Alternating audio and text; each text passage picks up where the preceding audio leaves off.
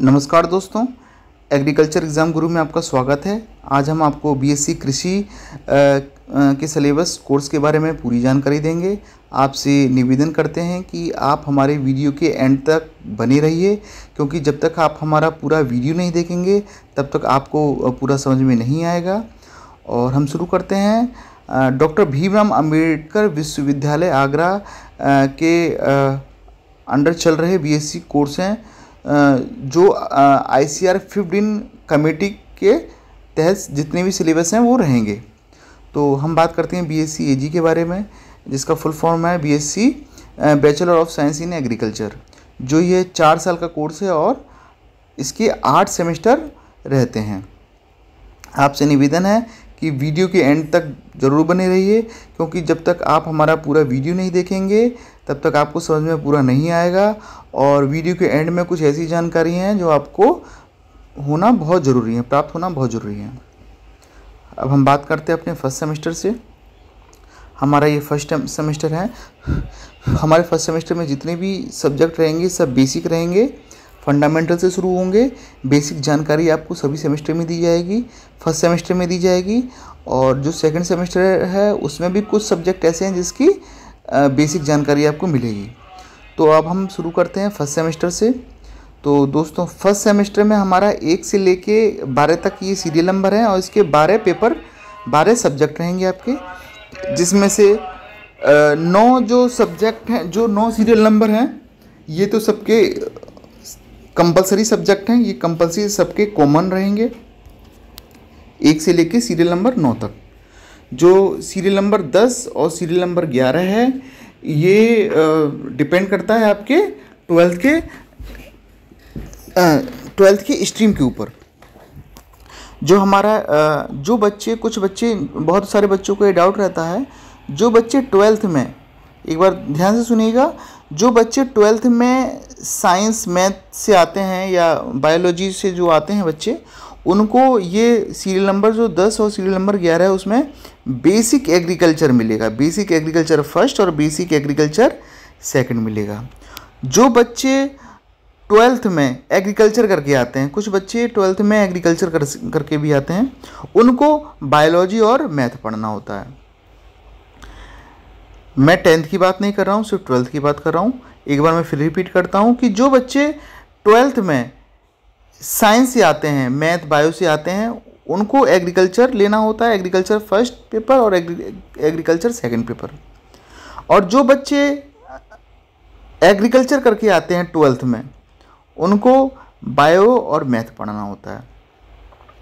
फिर आगे आते हैं हम सीरियल नंबर 12 पे। सीरियल नंबर हमारा जो 12 है, NSS NCC फिजिकल एजुकेशन। तो कुछ बच्चे का इंटरेस्ट होता है NSS लेने का, तो कुछ बच्चे जो NSS लेना चाहते हैं वो NSS ले सकते हैं। अगर आपके महाविद्यालय में अगर है तो, अगर आपके महाविद्यालय में होता है तो आप ले सकते हैं, और नहीं है तो फिजिकल एजुकेशन आपको लेना होगा। फिजिकल एजुकेशन का एक छोटा सा एग्ज़ाम होता है जो सब बच्चे पास हो जाते हैं, इसमें कोई फेल नहीं होता। थोड़ा बहुत बस पढ़ना पड़ता है इसमें।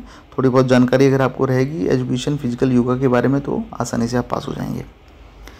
अब हम बात करते हैं, हमारा ये पूरा हो गया क्रेडिट हावर्स के बारे में और सब्जेक्ट कोड के बारे में। सब्जेक्ट कोड यहाँ कुछ मैंडेटरी नहीं है, लेकिन हमने आपको बता दिया है कि आप अगर डॉक्टर भीमराव अम्बेडकर यूनिवर्सिटी के किसी भी संबंधित किसी भी महाविद्यालय में पढ़ रहे हैं तो ये कोड अगर आपको पता चल जाता है, जिसकी जानकारी हो जाती है, तो आपके लिए अच्छा ही है। अब हम बात करते हैं इसके क्रेडिट हावर्स के बारे में। तो आप देख सकते हैं इसमें कई सारे सब्जेक्ट के आगे क्रेडिट हावर्स 3 लिखे हुए हैं, 2 लिखा हुआ है, 1 लिखा हुआ है। तो क्रेडिट हावर्स का भी बच्चों के लिए इतना कुछ नहीं है, ये टीचरों के लिए ही ज़्यादा मोस्ट होता है, क्योंकि क्रेडिट हावर्स का मतलब होता है आपका कितने थ्योरी और कितने प्रैक्टिकल क्लास से। इसका जो संबंध होता है वो प्रैक्टिकल और थ्योरी क्लास से होता है। तो क्रेडिट हावर्स में को हम इस तरह बांटते हैं, थ्योरी प्लस प्रैक्टिकल। सबसे पहले थ्योरी आता है, फिर प्रैक्टिकल, थ्योरी प्लस प्रैक्टिकल। तो 2+1 का रेशियो होता है। जहाँ 3 क्रेडिट हावर्स लिखा है वहाँ 2 थ्योरी 1 प्रैक्टिकल क्लास। वैसे इसकी जानकारी अगर आप लेना चाहते हैं तो जहाँ आप जिस महाविद्यालय में, जिस यूनिवर्सिटी में आपने एडमिशन लिया है, वहाँ आप से ये जानकारी वहाँ के आपको टीचर दे देंगे।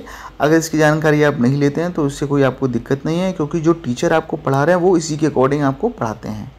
तो इससे आपको कोई दिक्कत नहीं है, लेकिन यह हमने आपकी इन्फॉर्मेशन दे दी है क्योंकि हम आपको पूरे सिलेबस के बारे में समझा रहे हैं, इसलिए हमने आपको ये इन्फॉर्मेशन दे दी है कि अगर आपको इन्फॉर्मेशन पता चल जाता है तो उसमें कोई बुराई भी नहीं है। सीरियल नंबर 9 है एग्रीकल्चर हेरिटेज। इसका कोई प्रैक्टिकल नहीं होता, ये थ्योरी क्लास होती है, इसके बारे में हम आपको जानकारी दे देते हैं।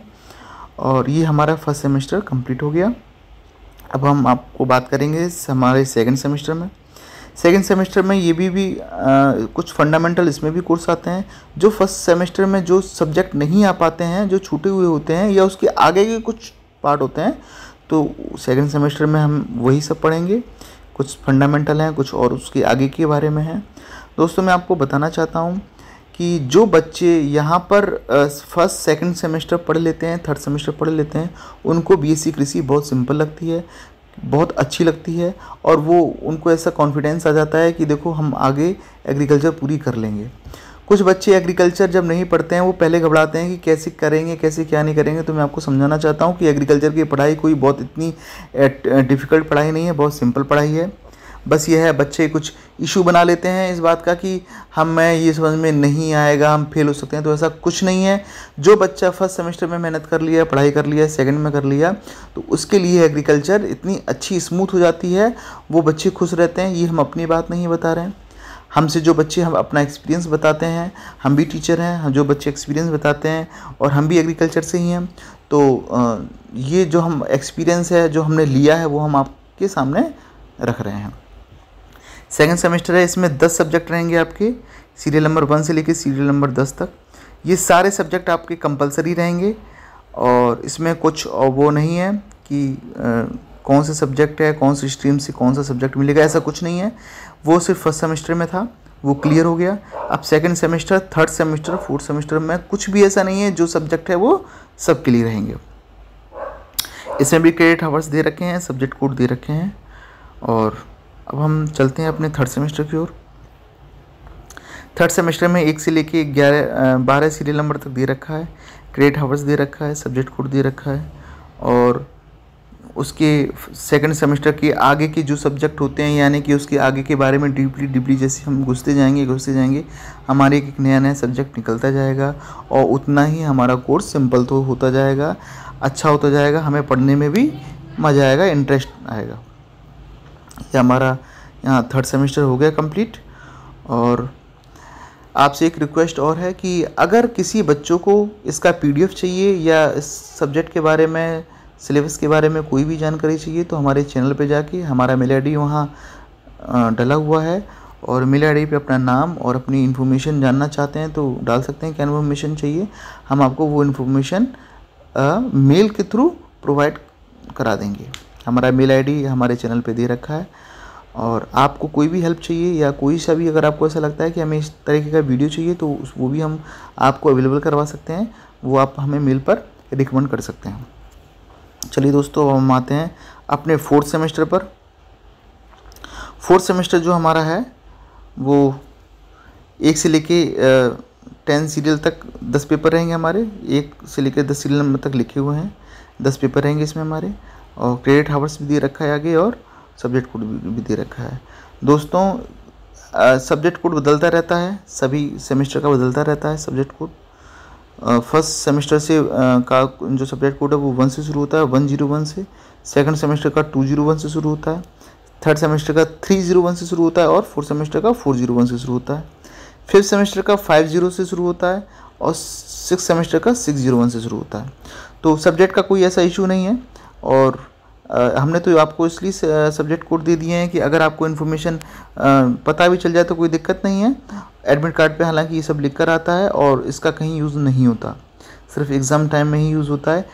अगर कोड आपको पता चल जाता है तो कोई दिक्कत नहीं है, नहीं भी पता चलता है तो भी कोई दिक्कत नहीं है, ऐसा कोई इशू नहीं है। और अगर इसके बारे में कुछ और आपको जानकारी चाहिए, क्रेडिट आवर्स के बारे में कि इसमें कितने प्रैक्टिकल होते हैं, कितने क्लास रहते हैं, तो इसकी जानकारी आपको महाविद्यालय से मिल जाएगी, जहां आपने एडमिशन लिया है बीएससी कृषि के बारे में। वहां से अगर आप जानकारी लेना चाहते हैं तो आप ले सकते हैं, नहीं जानकारी लेंगे तो उसका कोई दिक्कत नहीं है, आपके कोर्स पे इसका कोई प्रभाव नहीं पड़ता, क्योंकि क्रेडिट आवर्स से टीचर अपना सिलेबस कंप्लीट करवाते हैं, अपना पढ़ाते हैं उसी के अकॉर्डिंग। अब हम चलते हैं फिफ्थ सेमेस्टर में। दोस्तों फिफ्थ सेमेस्टर में आपको कुछ चीज़ ध्यान रखनी है। इसमें एक नई चीज़ ऐड हो गई है। सीरियल नंबर 11 से लेके सीरियल नंबर जो 11 है, 1 से लेके 11 तक जो सब्जेक्ट हैं वो तो सबके रहने ही रहने हैं, कॉमन है सब्जेक्ट हैं। जो सीरियल नंबर 12 है इलेक्टिव कोर्स। इलेक्टिव कोर्स क्या है? इलेक्टिव कोर्स की में कौन कौन से सब्जेक्ट आते हैं इसकी जानकारी सबसे एंड में हम आपको देंगे, लेकिन हम ये बता देते हैं कि इलेक्टिव कोर्स क्या है। इलेक्टिव कोर्स में कई सारे सब्जेक्ट दे रखे हैं जिसमें से आपको एक सब्जेक्ट दिया जाता है। वो कौन सा सब्जेक्ट रहता है? वो ऐसा सब्जेक्ट महाविद्यालय द्वारा दिया जाता है, या बच्चे भी उसको चूज़ कर सकते हैं, उनके पास भी उनसे भी कहा जाता है कि आपको जो लेना चाहें ले सकते हैं, लेकिन महाविद्यालय द्वारा दिया जाता है क्योंकि महाविद्यालय ये देखता है कि कौन सा सब्जेक्ट आपके कोर्स के लिए सूटेबल रहेगा, आप लोग के लिए क्या सूटेबल रहेगा, इसलिए आपको वो सब्जेक्ट दिया जाता है। और सभी बच्चों को अलग अलग नहीं दिया जाता है, ये जैसे जो बच्चे हैं उनको सबको एक दे दिया जाता है कि भाई ये सब्जेक्ट सबका रहेगा, ताकि प्रिपरेशन में और एग्ज़ाम टाइम में किसी को कोई प्रॉब्लम ना हो। तो महाविद्यालय एक इलेक्टिव कोर्स में से एक सेलेक्ट करता है जो आपको इलेक्टिव कोर्स दे दिया जाता है कि इस सब्जेक्ट के बारे में आपको पढ़ाई करनी है। इलेक्टिव कोर्स कौन कौन से होते हैं, सब्जेक्ट कौन कौन से हैं इलेक्टिव सब्जेक्ट, उसकी जानकारी अभी हम आपको नीचे देंगे। और आपसे रिक्वेस्ट है कि हमारी पूरी वीडियो देखिएगा। अगर आप हमारी पूरी वीडियो नहीं देखते हैं तो बीच में आप मिस कर जाएंगे, आप कहेंगे कि हमें अभी कुछ जानकारी छूट गई, नहीं मिली, जानकारी अधूरी रह जाएगी। इसलिए आपसे निवेदन है कि हमारा ये पूरा सिलेबस पूरा देखिएगा। अब हम चलते हैं इलेक्टिव कोर्स। तो बता दिए कि सब्जेक्ट 1 से लेकर 12 तक रहेंगे, एक सब्जेक्ट सीरियल नंबर 1 से लेकर 11 तक तो सबके कॉमन रहेंगे। 12वां इलेक्टिव आपको दिया जाता है, इसलिए इसका हमने कोड नहीं लिखा कि आपका कौन सा सब्जेक्ट रहेगा, इसलिए हमने कोड नहीं दिया यहाँ पर। अब हम चलते हैं 6 सेमेस्टर पर। 6 सेमेस्टर में भी कुछ दोस्तों ऐसा ही है, सीरियल नंबर 1 से लेकर सीरियल नंबर 8 तक जितने भी सब्जेक्ट हैं सबके कॉमन रहते हैं। सीरियल नंबर 10 एजुकेशन टूर, वो भी सबका कॉमन रहेगा। जो सीरियल नंबर 9 है इलेक्टिव कोर्स, इसमें भी आपको एक सब्जेक्ट दिया जाता है, महाविद्यालय के द्वारा दिया जाएगा, या आप चूज़ कर सकते हैं उसको। और ये भी आपके कोर्स से मिलता जुलता ही ऐसा दिया जाता है कि आपके कोर्स से मिलता जुलता हो। अगर आपने कोई ऐसा सब्जेक्ट ले लिया, अपने में से चूज़ कर लिया और उसकी पढ़ाई आप नहीं कर पाए, उसका पूरा मैटर नहीं मिल पाया, तो आप लोग के लिए दिक्कत हो सकती है। तो आप लोग अगर इसके लिए आप अपने कॉलेज के ऊपर छोड़ दें तो ज़्यादा ठीक रहेगा, क्योंकि कॉलेज अपने अकॉर्डिंग ही आपको अच्छा सब्जेक्ट देगा और जिसकी पढ़ाई, जिसका मटेरियल आपको मिल सके, जिससे आपको हेल्प मिल सके, ऐसा ही सब्जेक्ट कॉलेज देता है। तो ये हो गया हमारे इलेक्टिव कोर्स। अब हम बात करते हैं एजुकेशन टूर।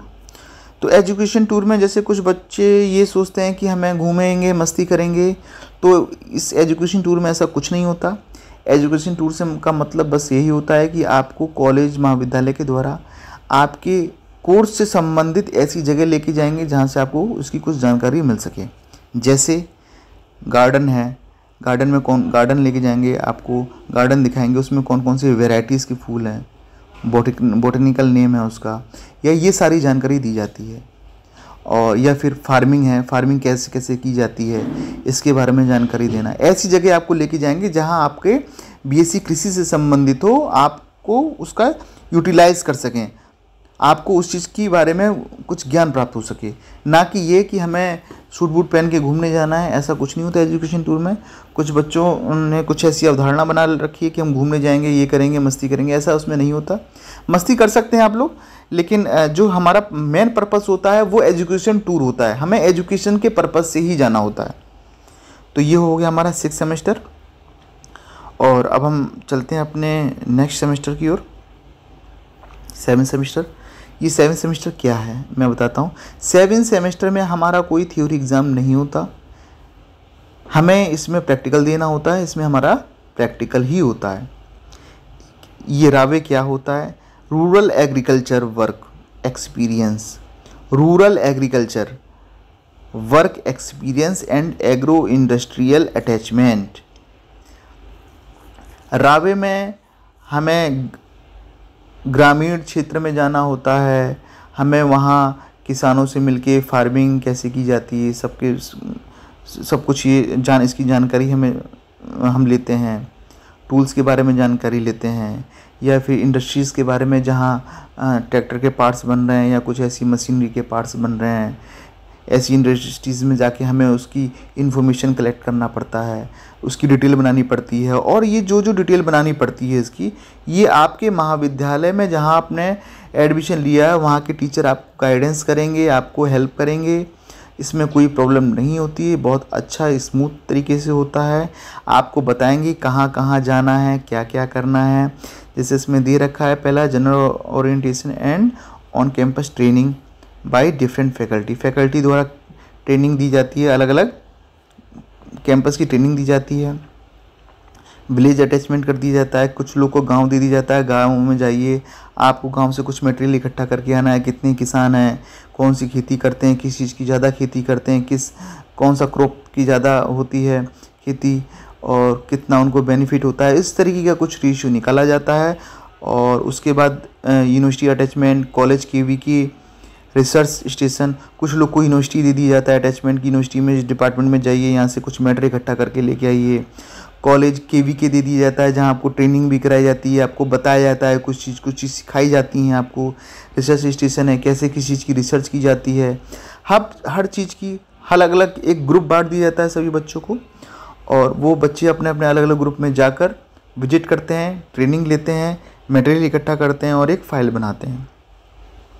तीसरा आता है plan clinic, agro industrial attachment, project report preparation. ये सब की जानकारी लेकर आपको एक फ़ाइल बनानी पड़ती है, सबकी एक फ़ाइल बनानी पड़ती है। सभी सब्जेक्ट की अपनी अपनी फ़ाइल बनाइए। और जब प्रैक्टिकल के टाइम होता है तो हमें वो फ़ाइल जमा करनी होती है, ताकि अगर एग्ज़ामिनर देखना चाहते हैं, जो बाहर से एग्ज़ामिनर आते हैं प्रैक्टिकल लेने के लिए, वो अगर आपको देखना चाहते हैं तो वो आपकी फ़ाइल देख सकते हैं। उनको लगना चाहिए कि आपने कुछ किया है। थ्योरी एग्ज़ाम इसमें बिल्कुल नहीं होता, प्रैक्टिकल एग्ज़ाम होता है। कितने क्रेडिट हावर्स का है वो हम इसमें सब दे रखा है। और बाकी की आपको उसकी डीपली जानकारी चाहिए तो वो आपको आपके महाविद्यालय जहाँ आप बीएससी कृषि कोर्स कर रहे हैं वहाँ से इसकी पूरी जानकारी आपको मिल जाएगी। इसकी पूरी जानकारी हम नहीं दे सकते, क्योंकि हर महाविद्यालय का अपना एक अलग अलग सिस्टम होता है, उसको फॉलो करते हैं। तो आपका जहाँ एडमिशन है आप वहाँ जाएंगे, वो आपको सब बता देंगे। आपको मैं बताना चाहता हूँ कि कुछ बच्चे सिलेबस देख के या पहले ही घबरा जाते हैं कि कैसे क्या होगा। तो मैं आपको क्लियरली बता देता हूँ कि आपके महाविद्यालय की जो टीचर हैं वो आपकी पूरी हेल्प करते हैं, वो आपको बताएंगे कैसे क्या करना है। आपको बस वहाँ जाना है और उनके अकॉर्डिंग काम करना होता है।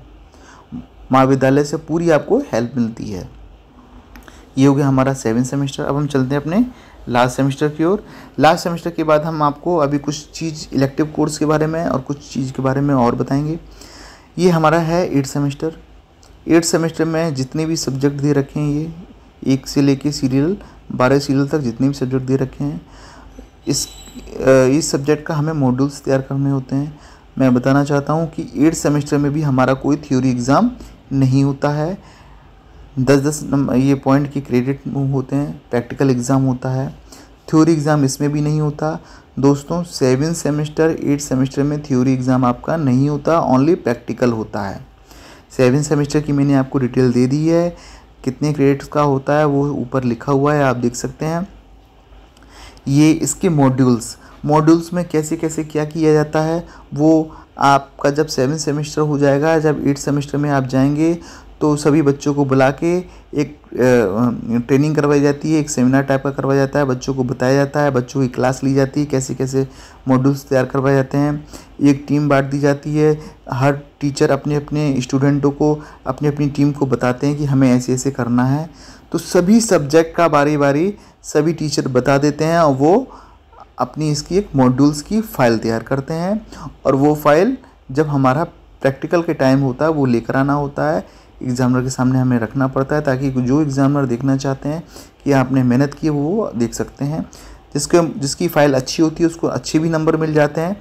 जब एग्ज़ामिनर देखते हैं कि जो किसी बच्चे ने मेहनत की, इसने फ़ाइल अच्छी बनाई है, बहुत अच्छा इसने प्रिपरेशन किया, तो अच्छे भी प्रैक्टिकल उसके नंबर मिल जाते हैं। तो यहाँ आपको बस फाइल बनानी पड़ती है मॉड्यूल्स की, और बाकी की जो इसमें इन्फॉर्मेशन है वो आपकी जो टीचर हैं वो आपको देते रहेंगे। इसमें बच्चों को कुछ टेंशन घबराने की कोई बात नहीं होती है। बच्चे सोचते हैं कि कैसे क्या होगा, हमारा क्या होगा, ये कैसे होगा, तो ऐसा कुछ नहीं होता। आपको सब कुछ महाविद्यालय के द्वारा प्रॉपर गाइडेंस दिया जाता है। अब हम अपने चलते हैं सब्जेक्ट हावर्स के बारे में।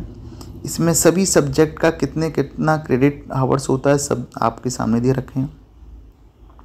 कोई सब्जेक्ट का 1 दे रखा है, 2 दे रखा है, तो वो इसलिए दे रखा है क्योंकि जैसे अब आप देख सकते हैं सबसे नीचे है जो 17 नंबर पर एजुकेशन टूर, ये 2 क्रेडिट हावर्स का है। तो एजुकेशन टूर बस हमारा पूरे 8 सेम में सिर्फ एक ही है, जो कि 6 सेमेस्टर में है, एक ही बार है, तो एक ही बार है इसलिए उसका 2 दे रखा है।